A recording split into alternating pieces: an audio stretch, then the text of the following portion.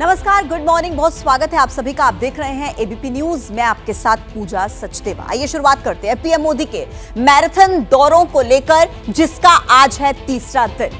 और बड़ी जानकारी यह है कि आज प्रधानमंत्री नरेंद्र मोदी पश्चिम बंगाल के दौरे पर हैं। सुबह 10:15 बजे कोलकाता में देश की पहली अंडर वाटर मेट्रो का वो उद्घाटन करेंगे। 15,400 करोड़ रुपए की कई कनेक्टिविटी परियोजनाओं का उद्घाटन और शिलान्यास प्रधानमंत्री नरेंद्र मोदी करने वाले हैं। इसके बाद सुबह 11:30 बजे बारासात में एक रैली वो करेंगे। पश्चिम बंगाल के बाद प्रधानमंत्री आज जाएंगे बिहार। दोपहर करीब 3:30 बजे बेतिया में 8,700 करोड़ रुपए की कई विकास परियोजनाओं की सौगात देंगे। बेतिया में प्रधानमंत्री रैली को भी संबोधित करेंगे। तो आज इस तरीके का कार्यक्रम प्रधानमंत्री नरेंद्र मोदी का रहने वाला है। और इन तूफानी दौरों को बीजेपी के मिशन 400+ के लिए सबसे ज्यादा महत्वपूर्ण माना जा रहा है। प्रधानमंत्री मोदी और विरोधियों के बीच वार और पलटवार का नया राउंड शुरू हो चुका है। प्रधानमंत्री मोदी देश भर में घूम रहे हैं, खासकर कि साउथ इंडिया में उनका फोकस एकदम क्लियर है। पिछले 65 दिनों का अगर जिक्र करें तो 6 राज्य वो घूम चुके हैं। जिस तमिलनाडु और केरल में बीजेपी के पास लोकसभा की एक भी सीट नहीं है, वहां पर 4 बार वो जा चुके हैं। दक्षिण के राज्यों को साथ कर पहले ओडिशा और अब पश्चिम बंगाल पहुंचे हैं। लेकिन जब तेलंगाना में वो थे तो उन्होंने विरोधियों पर जमकर प्रहार भी किया था।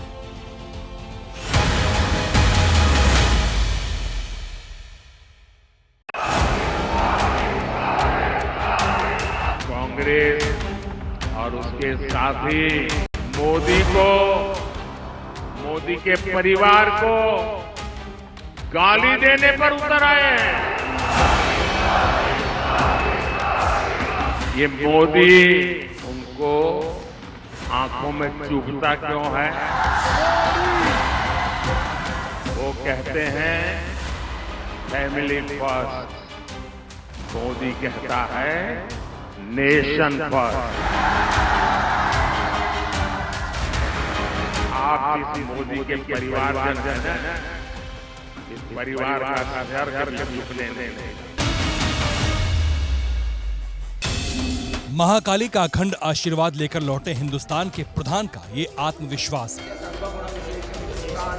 सुबह सुबह करबद्ध होकर सिकंदराबाद के श्री उज्जैनी महाकाली मंदिर पहुंचे थे भगवा राजनीति के मौजूदा ध्वजवाहक नरेंद्र मोदी नाम धेयस्य कश्यप गोत्रोद्भवस्य अनुराधा नक्षत्रे जाताया। भक्तिभाव में विभोर प्रधानमंत्री ने करीब 200 साल पुराने मंदिर में पूजा अर्चना की, आरती की, शीश झुकाकर आशीष दिया और फिर बाहर निकले तो विकास की नई लकीर खींचते हुए तेलंगाना को कुछ यूं समझाया। तेलंगाना को दक्षिण भारत का गेटवे कहा जाता है। तेलंगाना में रेल सुविधाओं को बेहतर बनाने के लिए इलेक्ट्रिफिकेशन और दोहरीकरण का काम भी तेज गति से हो रहा है। तेलंगाना को तरक्की की सीढ़ी चढ़ाकर आसमान तक ले जाने की प्रतिबद्धता दोहराते हुए प्रधानमंत्री मोदी जब इसे दक्षिण का द्वार कह रहे थे तो इसके सियासी मायने भी निकाले जा रहे थे। पीएम मोदी ने तेलंगाना को दक्षिण का द्वार क्यों कहा? प्रधानमंत्री के बयान का राजनीतिक मतलब क्या है? 24 के चुनाव में बीजेपी का फोकस तेलंगाना पर क्यों है? यह हम विस्तार से बताएंगे, लेकिन उससे पहले देख लीजिए कि दक्षिण के इस द्वार से भगवा सियासत के विस्तार की पटकथा लिखने निकले पीएम मोदी जब आगे बढ़े तो सांगारेड्डी की सड़कों पर समर्थकों का सैलाब।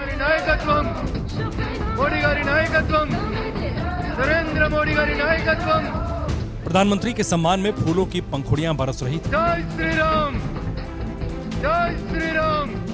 अपनों का सम्मान स्वीकार करने के बाद पीएम मोदी जब मंच पर पहुंचे तो बेहिसाब विश्वास से भरे हुए थे। उनके लिए उनका परिवार ही सब कुछ है। मेरे लिए देश का हर परिवार सब कुछ है। इन्होंने अपने परिवार के हितों के लिए देश हित को बलि चढ़ा दिया। मोदी ने देश हित के लिए खुद को खपा दिया है। प्रधानमंत्री मोदी के निशाने पर वो सियासी शत्रु थे जो उन्हें सत्ताहीन करने की चुनौती दे रहे हैं और उनके लक्ष्य पर था तेलंगाना का सीमित विकास। 2 दिनों में दूसरी बार प्रधानमंत्री मोदी तेलंगाना में थे।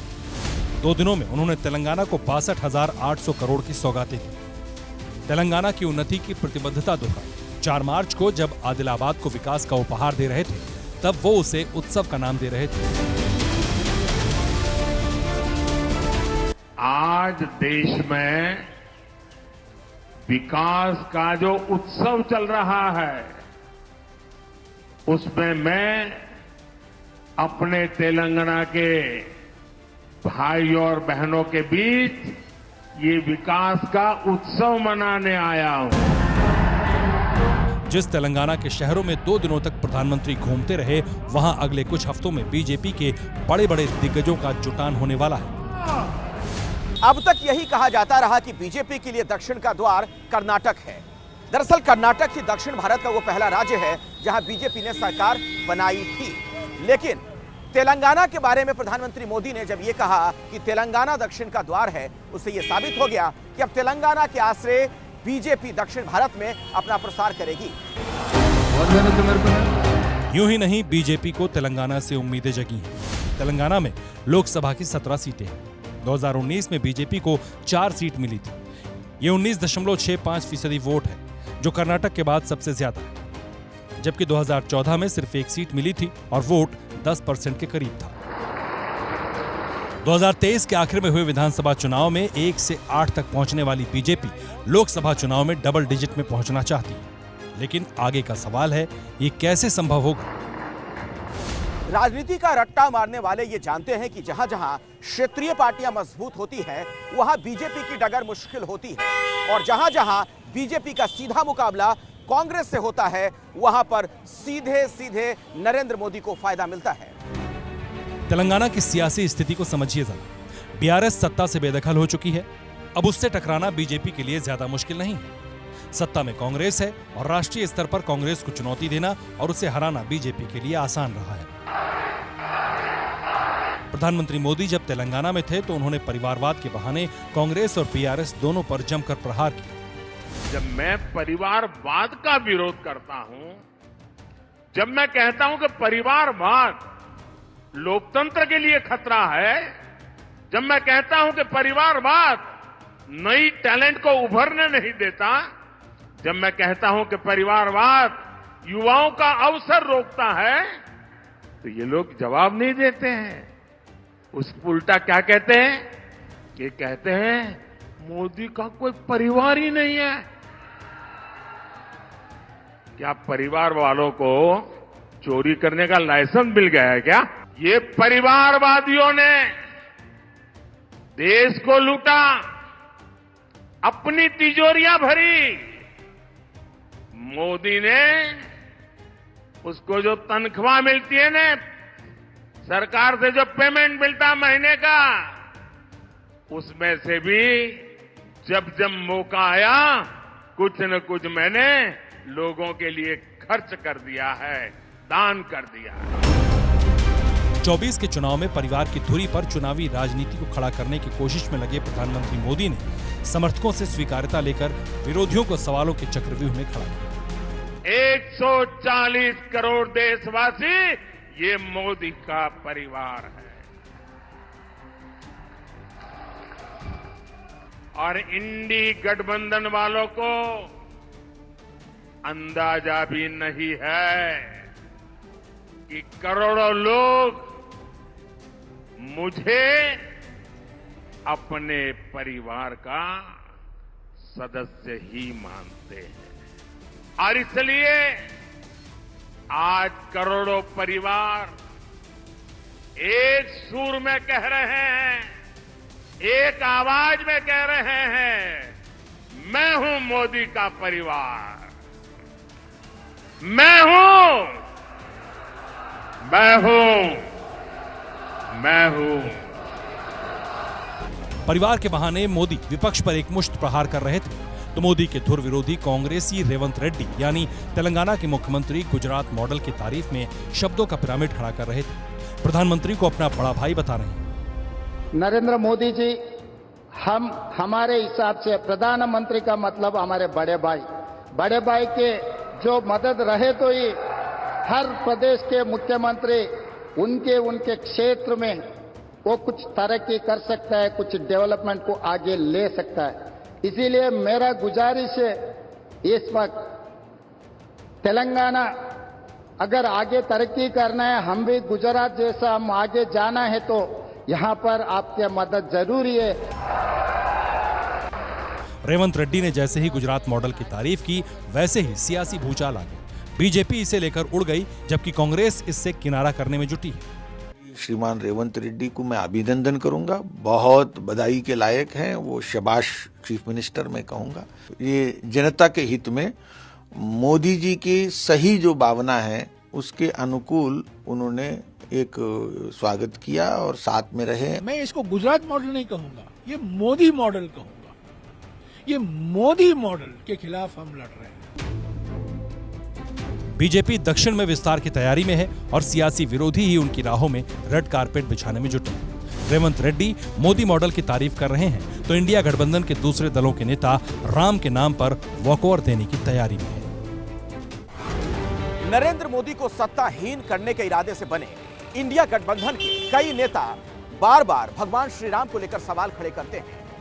वो भगवान राम जो करोड़ों हिंदुओं के आस्था के प्रतीक हैं, उन्हें लेकर कई बार बयानबाजी की जाती है और बीजेपी ने इसे बड़ा मुद्दा बना दिया है। इसीलिए आप देखेंगे कि प्रधानमंत्री मोदी अपनी रैलियों में अक्सर इस मुद्दे पर बोलते भी हैं और भगवान श्री राम का जिक्र भी करते हैं।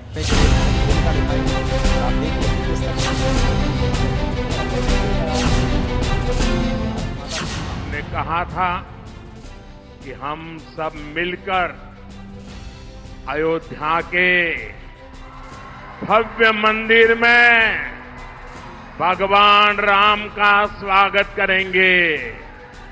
स्वागत किया कि नहीं किया?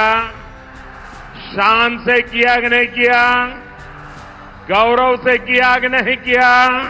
मोदी की गारंटी हुई कि नहीं हुई?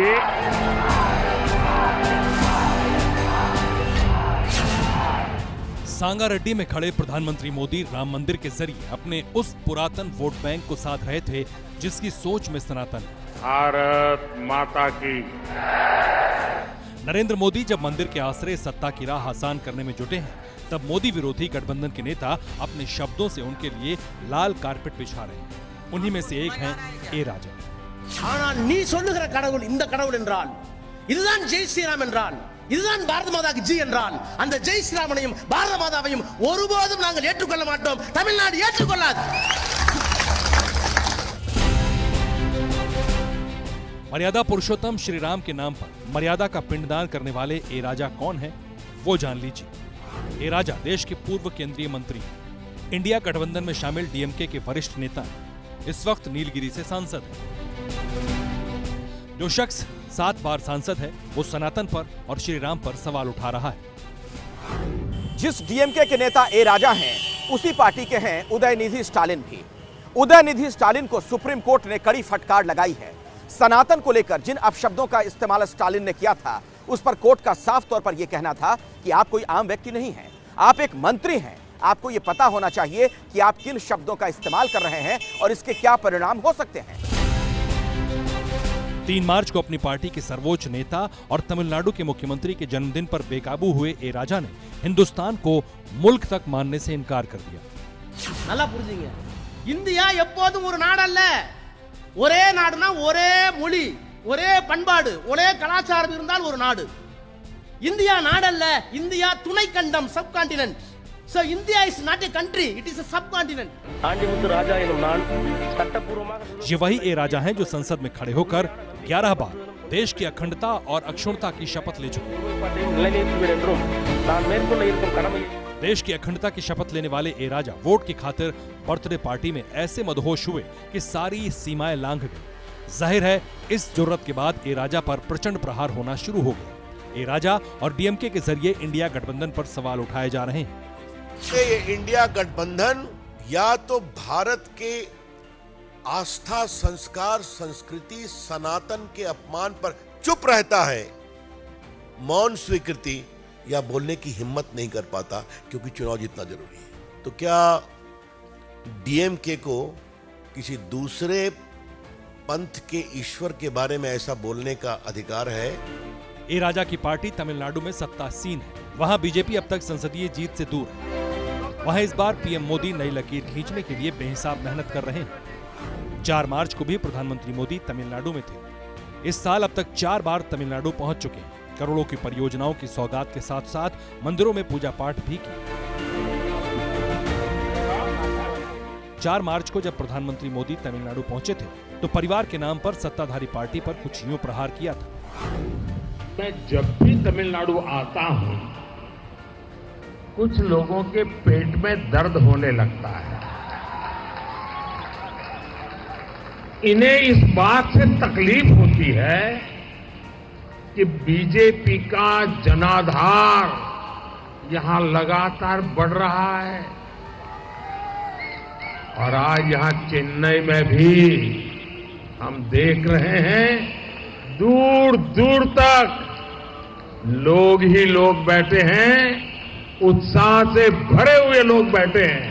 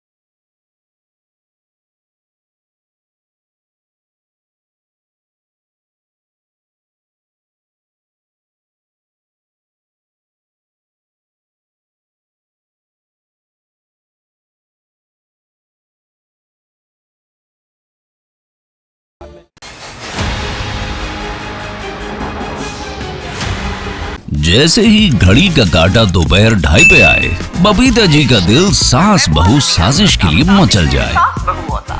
और ये है इनकी बहू, पूरे दिन ऑफिस की टेंशन हो जाए गॉन जब ये करें अपना फेवरेट शो फ्री टाइम पे ऑन। इनकी तरह आप भी देखें अपना फेवरेट शो अपने टाइम पर और डाउनलोड कीजिए एबीपी लाइव ऐप अपने स्मार्ट टीवी पर।